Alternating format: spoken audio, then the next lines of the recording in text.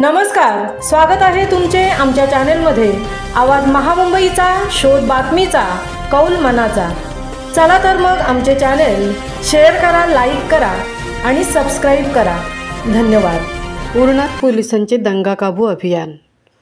गणेशोत्सव व ईद ए मिलादच्या पार्श्वभूमीवर नवी मुंबई आयुक्तालय क्षेत्रामधील सुरक्षा व्यवस्था कडक करण्यात आली आहे।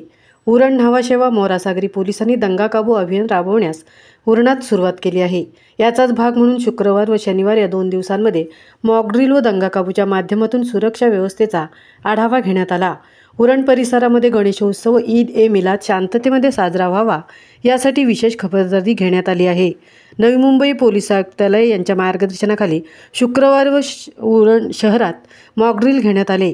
तसेच शनिवारी दंगा काबू योजनेची उरण न्हावाशेवा व मोरासागरी पोलीस ठाण्याच्या संयुक्त विद्यमानाने उरण एसटी स्टँड 4 फाटा उरण या ठिकाणी रंगीत तालीम अभियान घेण्यात आली।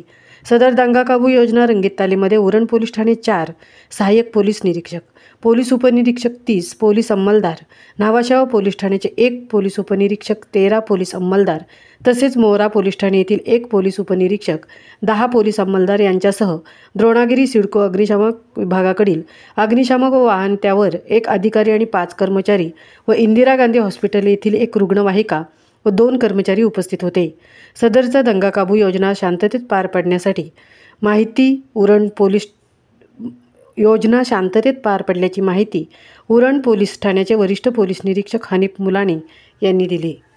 आवाज महामुंबईचा चॅनेलसाठी अनंत नारंगीकर सह तृप्ती भोईर, उरण।